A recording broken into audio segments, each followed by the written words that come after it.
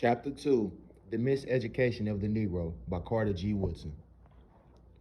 How we have arrived at the present state of affairs can be understood only by studying the forces effective in the development of the Negro education since it was systematically undertaken immediately after emancipation. To point out merely the defects as they appear today will be a little benefit to the present and future generations. These things must be viewed in their historic setting. The conditions of today have been determined by what has taken place in the past. And in a careful study of this history, we may see more clearly the great theater of events in which the Negro has played a part. We may understand better what his role has been and how well he has functioned in it.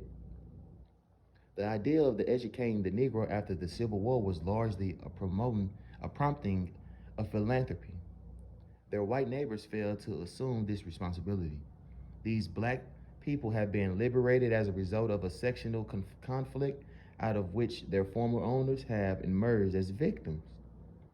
From this class, then, the freedman could not expect much sympathy or cooperation in the effort to prepare themselves to figure as citizens of a modern republic.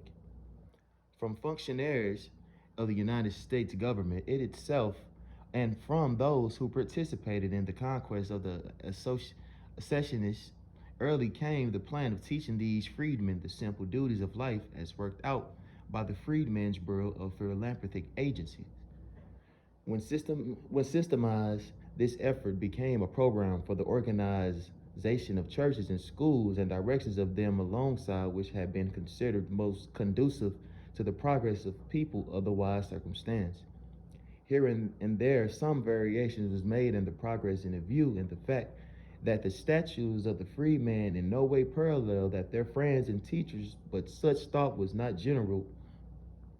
When the Negroes in some way would learn to perform the duties which other elements of populations had prepared themselves to discharge, they would be duly qualified. It would believed to function as citizens of the country. Inasmuch as most Negroes lived in the agricultural South, moreover, and only few of them at first acquired small farms, there was little in their life which any of thought could not easily understood. The poverty which inflicted them for a generation after emancipation held them down to the lowest order of society, nominally free but economically enslaved.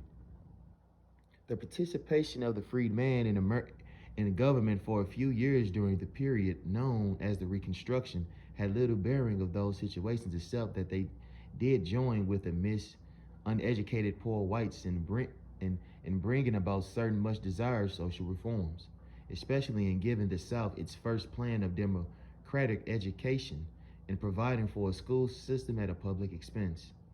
Neither this inadequately supported school system nor the struggling higher institutions of a classical order established about the same time, however, connected the Negroes very closely with life as it was. These institutions were concerned rather with life as they hoped to make it. When the Negro found himself deprived of influence in politics, therefore, and at the same time unprepared to participate in the higher function in the industrial development which this country began to undergo. It soon became evident to him that he was losing ground in the basic things of life. He was spending his time studying about the things where he had been or might be, but he was learning little to help him to do better the task at hand. Since the Negroes believed that the causes of this untoward condition lay without the race, migrations was attempted. The immigration to Africa was again urged.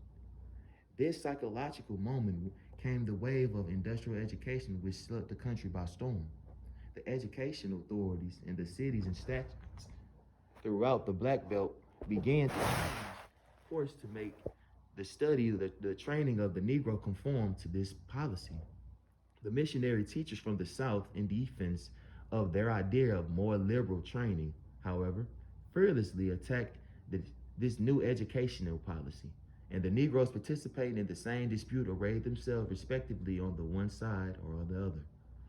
For generations thereafter, the quarrel as to whether the Negro should have been given a classical or practical education was the dominant topic in Negro schools and churches throughout the United States. Labor was the most important thing of life.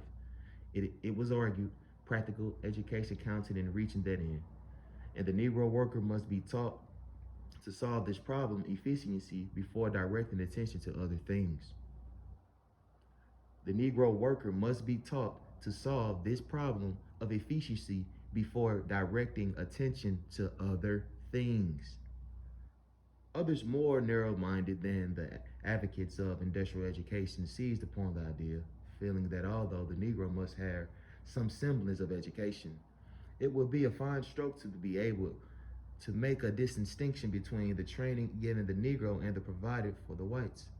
Inasmuch as the industrial education idea rapidly gained ground, too many Negroes for political purposes began to espouse it.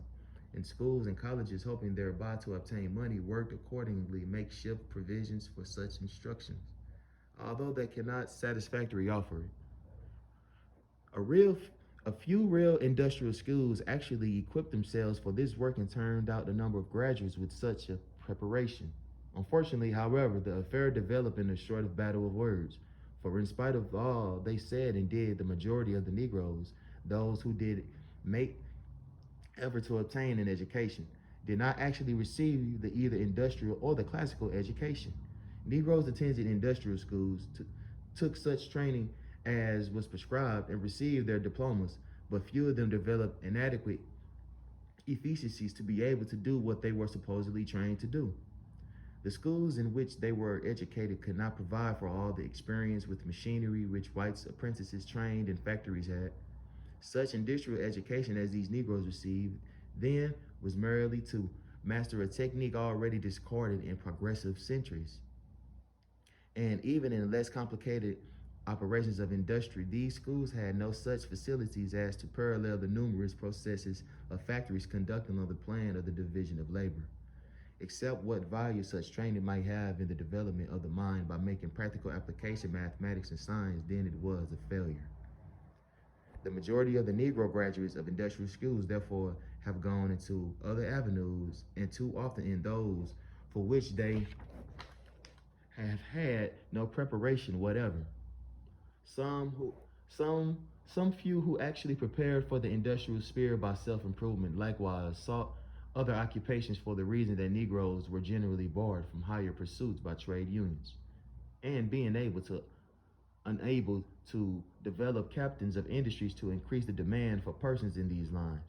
The Negroes have not opened up many such opportunities for themselves. During these years, too, the schools for the classical education for the Negroes have not done any better. They have proceeded on the basis that every ambitious person needs a liberal education, when, and as a matter of fact, this does not necessarily follow.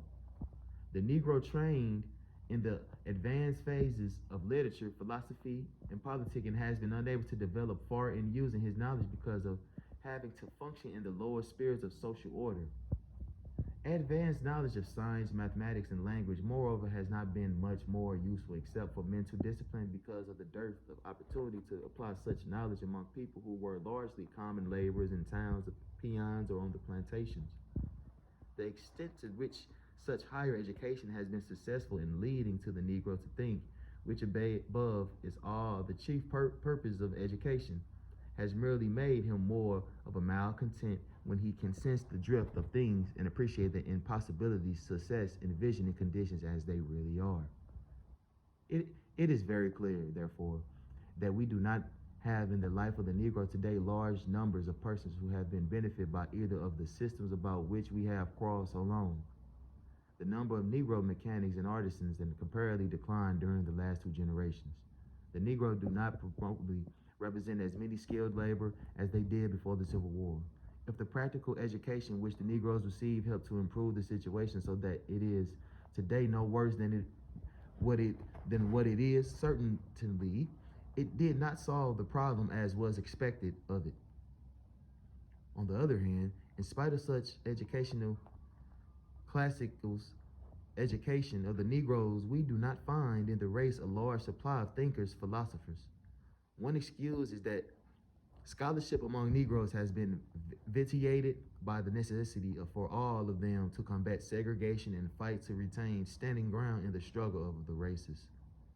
Comparatively, a few American Negroes have pronounced creditable literature, and still few have made any large contributions to philosophy or science. They have not risen to the heights of black men farther removed from the influence of slavery and segregation. For this reason, we do not find among American Negroes and Pushkins and Gomez and Jeffrey and Einstein or Dumas, even men like Roland Hayes and Henry O. Tanner have risen to the higher levels by getting out of this country to relieve themselves of our stifling traditions and recover from their education.